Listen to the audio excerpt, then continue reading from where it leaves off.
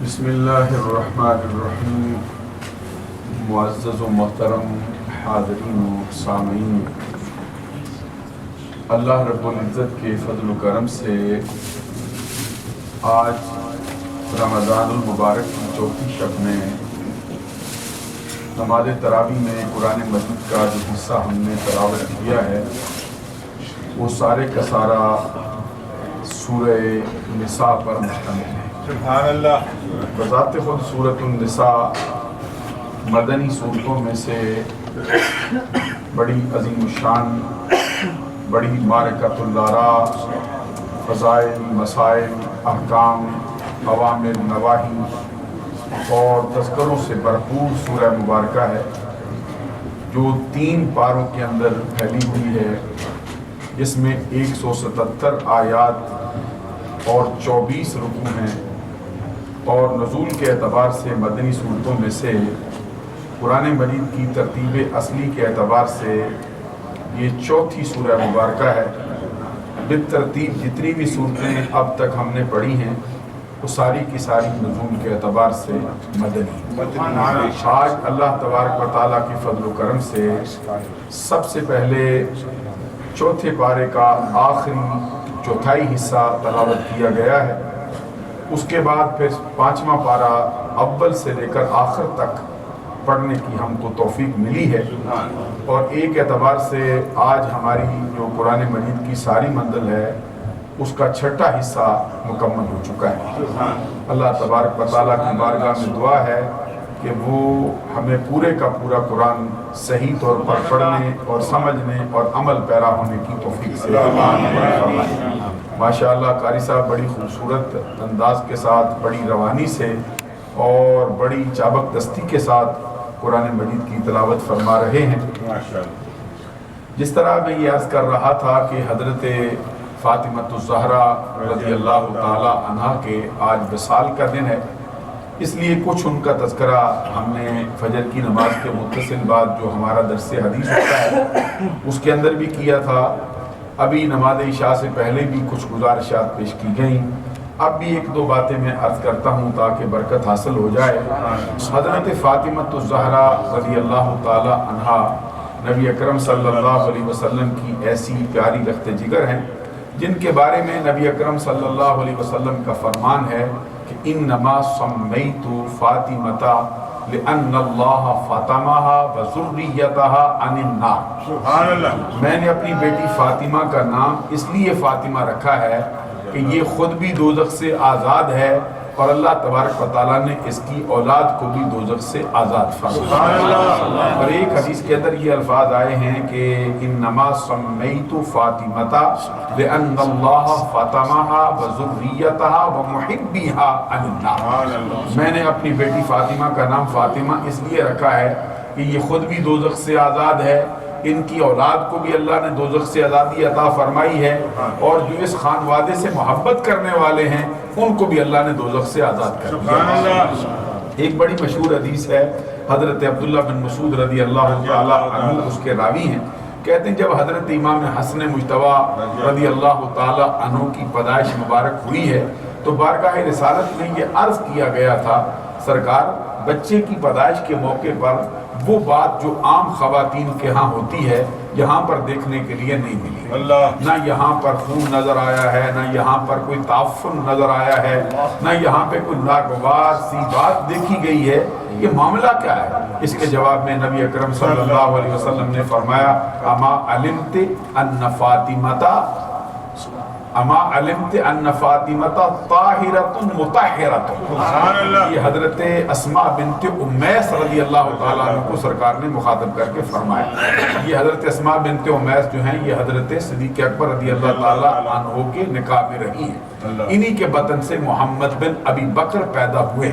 حضرت صدیق اکبر رضی اللہ تعالیٰ عنہ کے نکاح میں آنے سے پہلے یہ خاتون حضرت جعفر طیار جو حضرت علی شیر خدا کے بڑے بھائی ہیں ان کے نکاح میں رہی، اور پھر صدیق اکبر رضی اللہ تعالیٰ عنہ کے وصال کے بعد ان سے خود حضور مولا علی شیر خدا رضی اللہ تعالیٰ عنہ نے نکاح فرمایا۔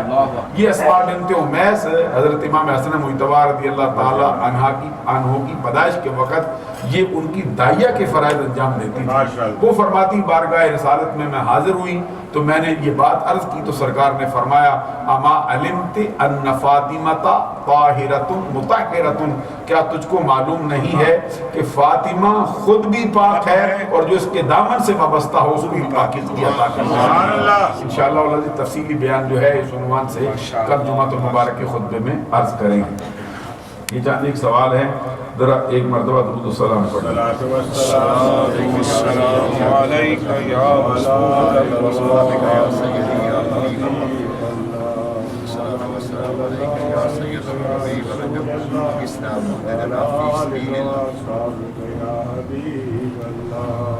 ماشاءاللہ بہت ہی اچھے سوال فرمائے گئے ہیں، مختصر الفاظ سے مگر جامع انداز کے ساتھ جواب پیش کیا جاتا ہے۔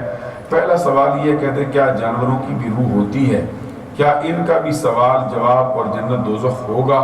اس کے لیے ہماری گزارش یہ ہے کہ جنت دوزخ کا جو تصور ہے وہ صرف اللہ تبارک و تعالیٰ کی مخلوق میں دو ذوی العقول کے لیے ہے، ایک ان میں سے جنات ہیں اور ایک ان میں سے انسان۔ انسان اور جنوں کے علاوہ کسی اور کے لیے جنت و دوزخ کا مسئلہ نہیں ہوگا۔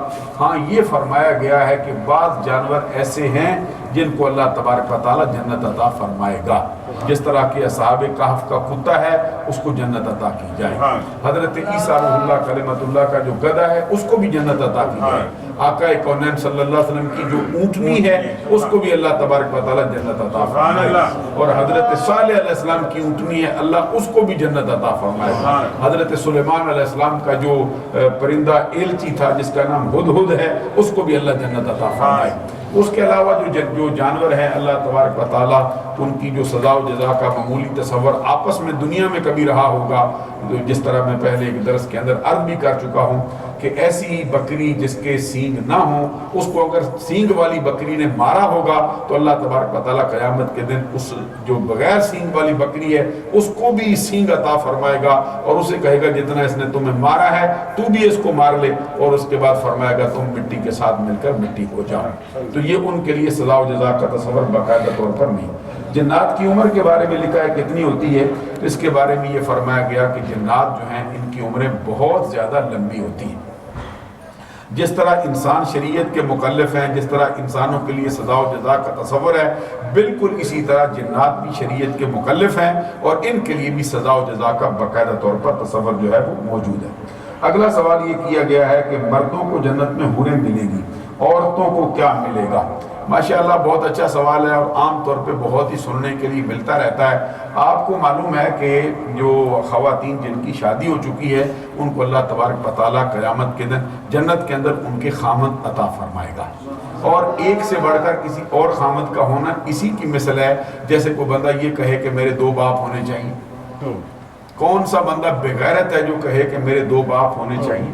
تو جس طرح کوئی بندہ یہ پسند نہیں کرتا کہ میرے دو باپ ہوں، اس طرح کوئی عورت بھی جو سلیم الفطرت ہے، عقل رکھنے والی ہے، وہ یہ پسند نہیں کرتی کہ اس کے ایک سے بڑھ کر دو خامد ہوں۔ البتہ یہ ہے کہ وہ خواتین جن کی جو اپنی زندگی کے اندر کنواری انتقال کر جاتی ہیں تو اللہ تبارک و تعالیٰ ان کی مرضی کے مطابق پھر ان کو جنت کے اندر نکاح عطا فرمائے گا، جس طرح کہ نبی اکرم صلی اللہ علیہ وسلم خود فرماتے ہیں کہ قیامت کے دن فلاں فلاں عورت جو ہے یہ میرے نکاح میں دے دی جائے۔ سبحان اللہ، سبحان اللہ فرمائیے۔ پھر یہ سوال کیا گیا ہے کہ اگر ایک عورت نے 2 دفعہ شادی کی ہو تو اسے جنت میں کون سا شوہر ملے گا؟ اس کے بارے میں 2 روایات پائی جاتی، ایک یہ ہے کہ وہ شوہر اس کو ملے گا جس کی نکاح کے اندر جس کی زوجیت میں اس کا انتقال ہوا ہوگا، دوسرا یہ ہے کہ اس کو اختیار دیا جائے گا کہ دنیا کے اندر تیرے یہ 4 یا 2 یا 1 خامد باری باری رہے ہیں، ان میں سے تو جس کا انتخاب کرے وہ تجھے عطا کرے۔ اللہ تبارک و تعالی ہمارا حامی و ناصر ہو، اور اگر آپ کو سوال کرنا چاہیں تو جواب کے لیے حاضر ہیں۔ نماز تراویح کی آخری آیت میں جیسے جو رکعت تھی اس میں ان منافقین کا لفظ استعمال ہوا ہے، بس 2 دفعہ ہے، ان ناس سے کیا مراد ہوگی؟ ماشاءاللہ بہت اچھا سوال کیا گیا ہے اور یہ بڑے پڑھے لکھے لوگوں کا سوال ہے۔ یہ آخری رکوع جو ہے نا اس کے اندر 2 مرتبہ یہ لفظ آیا ان المنافقین یخادعون اللہ وہو خادعهم، پہلی مرتبہ یہ آیا ہے، دوسری مرتبہ ان المنافقین فی الدرک الاسفل من النار ولن تجد لهم نصیرا۔ سبحان اللہ فرمائیے۔ تو یہ جو لفظ ہے نا منافق، یہ ہوتا ہے واحد، اور منافقون اس کی جمع ہوتی ہے۔ ذرا غور سے سن لیجئے، یہ سوال چونکہ ہوا ہے، ذرا توجہ سے سماعت فرما لیں تاکہ میں بھی اس کو سنا سکوں۔ یہ منافقن، منافقان، منافقون اس طرح بھی پڑھا جاتا ہے، اور یہ اس کی رفعی حالت ہوتی ہے۔ جب اس کی نسبی یا جری حالت ہوتی ہے پھر اس کو منافقین پڑھا جاتا ہے۔ تو چونکہ ان جو ہے یہ حروف مشبہ بالفعل میں سے ہے، حروف مشبہ بالفعل مشہور ہیں، ان بان کان لیت لکن لعل ناصب اسمند رافع در خبر زد ما والا، تو یہ اپنے ما بعد آنے والے اسموں کو نسب دیتے ہیں۔ تو حالت نسب کے اندر یہ جو ہے یہ منافقین پڑھا گیا ہے۔ تو معنی اس کا یہ ہے کہ کسی جملے کی تحقیق کے لیے استعمال کیا جاتا ہے، جیسے آپ کہتے ہیں نو ڈاؤٹ، کسی چیز کے اندر اس میں شک و شبے کی گنجائش نہیں ہے۔ کیا بات ہوئی؟ ان المنافقین یخادعون اللہ، بے شک منافق لوگ اللہ تبارک و تعالیٰ کو دھوکہ دینا چاہتے ہیں۔ اس میں کوئی شک کی بات نہیں ہے کہ منافق بندے ظاہری طور پر ایمان کا اظہار کرتے ہیں، دل میں کفر چھپا رکھا ہے، اللہ تعالیٰ کو دھوکہ دینے کا ارادہ رکھتے ہیں، اللہ کو دھوکہ دینا چاہتے ہیں۔ فرمایا ان المنافقین یخادعون اللہ وہو خادعهم، اور اللہ تبارک و تعالیٰ ان کو ان کے فریب میں مار دے گا۔ تو یہ اپنی بول بلیوں میں پڑے ہوں گے، ان کو موت آ جائے گی اور پھر ان کو اس کا بدلہ دیا جائے گا۔ آگے جو آیت آئی فرمایا ان المنافقین فی الدرک الاسفل من النار، بے شک منافق لوگ جو ہیں وہ جہنم کے سب سے بڑے گہرے گڑھے کے اندر ہوں گے، ولن تجد لهم نصیرا، اور کوئی بھی اپنا مددگار ہرگز طور پر نہیں پائیں گے۔ تو ان کا معنی جو ہے یہ بے شک ہوتا ہے، یقیناً کے معنوں میں آتا ہے، کسی چیز میں شک و شبے کی جو گنجائش ہوتی ہے اس کو حتمی طور پر ختم کرنے کے لیے استعمال ہوتا ہے۔ اور کوئی سوال؟ حضور اگر یہ ایمان رکھوا جو کہ منافق بھی پکا کافر ہے تو غلط اسی اس میں کوئی شک و شبے کی گنجائش نہیں، منافق تو کافر ہی ہوتا ہے، منافق بالکل پکا کافر ہوتا ہے۔ صرف فرق یہ ہوتا ہے کہ چونکہ وہ زبان سے اپنے اظہار کر رہا ہوتا ہے اپنے کلمے کا، اسلام کا، تو ظاہری طور پر وہ مسلمانوں میں چھپ جاتا ہے، اندر سے کفر چھپا رکھا ہوتا ہے، حقیقت میں وہ کافر ہی ہوتا ہے، لیکن چونکہ ظاہری طور پر وہ اس کا اقرار کرتا رہتا ہے، اس کی بنیاد پر پھر وہ منافق گردانا جاتا ہے۔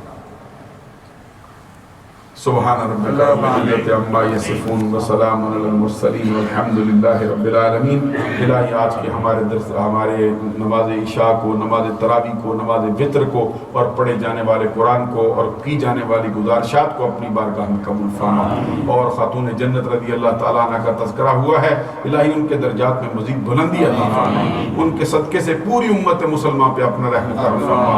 الہی انہوں نے جو اسباق امت محمدیہ کو عطا فرمائے ہیں ہمیں ان کو یاد رکھنے، ان پر عمل پیرا رہنے کی توفیق سے مالا مال فرما۔ ہم سب کا خاتمہ ایمان پر فرما، ہماری نیک دلی تمناؤں کو پورا فرما۔